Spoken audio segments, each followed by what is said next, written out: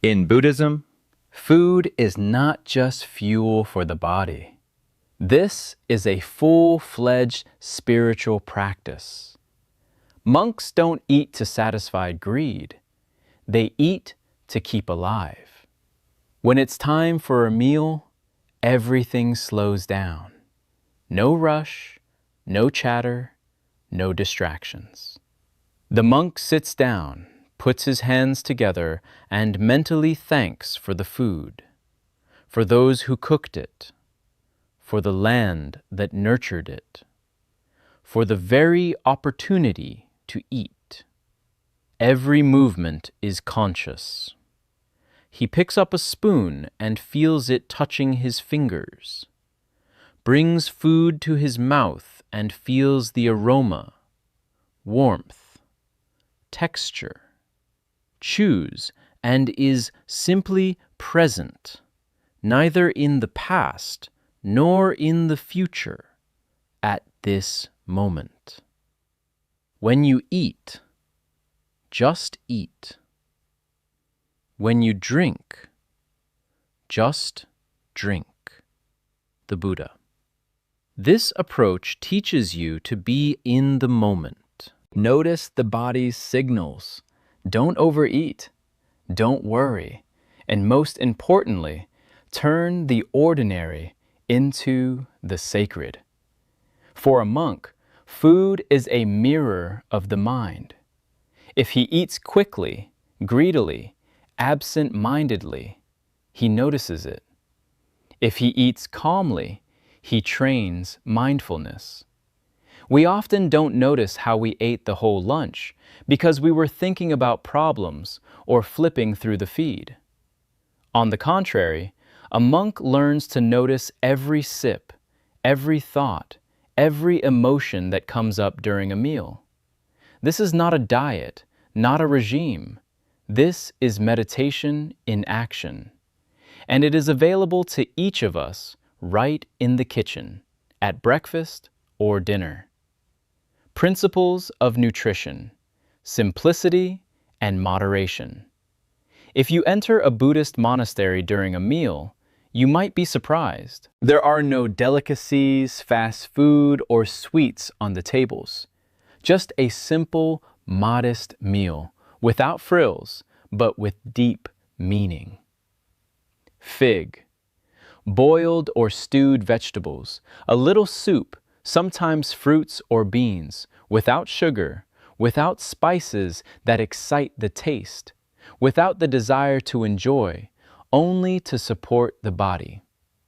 Someone who eats moderately has a light body and a clear mind. From monastic instructions, the main goal is not the pleasure of eating, but harmony. Food should be a medicine, not a source of suffering. Therefore, monks do not overeat and do not eat without hunger. They make sure that food does not arouse desire, does not inflame passions. Moderation is the key. Monks eat only once or twice a day, usually before noon. After that, they no longer take food. This is not an ascetic rule, but a practice. When the body is not overloaded, the mind becomes cleaner. Energy is not spent on digestion. It remains for meditation and inner work. Simplicity is the second principle. The food is minimal. There is peace in my thoughts, freedom in my desires. It is the rejection of excess that allows you to really feel the taste. Eat simply, think clearly, and live deeply. Buddhist wisdom. Such a diet frees not only from dependence on food, but also from heavy thoughts. The simpler the food, the fewer attachments. The less you want from food, the more grateful you are for it. In a world where food has become entertainment, the monastic approach sounds almost revolutionary. But it is precisely in this simplicity that the power of mindfulness, discipline, and respect for the body lies. Why don't the monks cook themselves? It may seem strange. Buddhist monks do not stand at the stove, do not cut vegetables, do not cook rice. They don't go to the store or plan the menu. And it's not about Lena or a special status. It's much deeper than that. In the tradition of Buddhism, especially in the Theravada countries, Thailand, Sri Lanka, Myanmar, monks do not cook themselves because they are completely dependent on alms. Every morning they go out with a bowl in complete silence and walk through the village. They don't ask, they don't choose, they just accept what they give. A monk is not looking for taste, he is looking for liberation. A Buddhist parable. Why is that? Because it is a practice of humility. When you take food from others, you learn to be grateful. You stop controlling, stop demanding, and let go of your pride. It is also a way of reminding that a monk does not live for himself. He lives for the sake of practice, for the sake of service, which means that he trusts the world, trusts people, and this trust makes him internally free. Leave the desire, and you will find peace. Give up control, and you'll find a way. Buddha. Besides, cooking is the concern of the laity. This is how they express their gratitude to the monks for their spiritual practice. This is not charity, but a form of mutual support. The laity feed the monk's body. Monks nourish the minds and hearts of people. In this system, no one is higher or lower. There is harmony, there is exchange, there is respect. Giving up cooking is giving up attachment. A monk can't cook delicious food for himself. He can't please himself. He lives by what he is. And this is a great freedom. What can we take for ourselves? We don't live in a monastery. We have no begging bowls, no rituals before meals, and most often there is no silence at lunch either.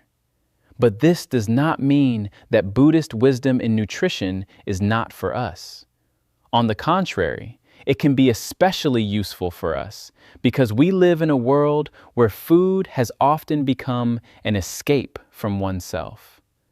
Let's open the fridge not because we're hungry, but because we're bored. We get stressed, snack on the run, swallow food with a phone in our hand without even noticing its taste. We lose contact with the body, and with it, with ourselves. What can be changed not radically, not in a monastic way, but in a human way? First, eat consciously before eating. Stop, inhale, feel the aroma, even silently thank those who cooked it, and the very life that gave food. Living slowly, without a phone, without news, without haste. At least one meal a day, like meditation. Second, listen to the body. Eat when you're really hungry, not to the point of puffiness, but to the point of lightness. Ask yourself a simple question. Do I really need this now? Or am I just tired, anxious, annoyed? Real self-care is attention, not indulgence. The third Buddhist thought, strive for simplicity. The food should not be overloaded. Sometimes there are fewer flavors, more benefits. Try to eat like a monk one day a week, just without frills. It's like a reset button. Fourth, there is with gratitude. Our food is the work of people. These are earth, sun, and water. When we eat without gratitude, we lose touch with life. And when we thank you, even ordinary porridge is filled with warmth. We don't have to be monks to eat wisely. We can stay in the world and still eat as a practice, not as an escape. The more mindfulness there is in eating, the more lightness in the body, clarity in the mind, and peace in the heart. The Buddha did not teach you to give up food. He taught us to eat with respect and attention. Food that nourishes more than just the body. We often find our way to ourselves through books, practice, and meditation. But perhaps the easiest and most reliable way begins at the dinner table, where we encounter desires, habits, and emotions every day. Where you can choose to eat automatically or with attention, greedily or gratefully, with anxiety or with peace.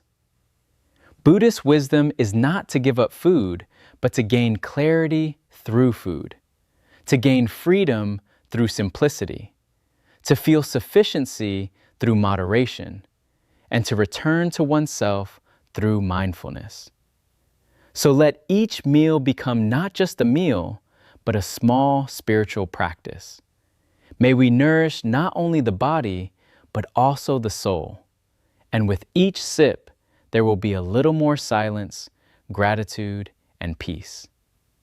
When the mind is calm, even a simple meal becomes a blessing.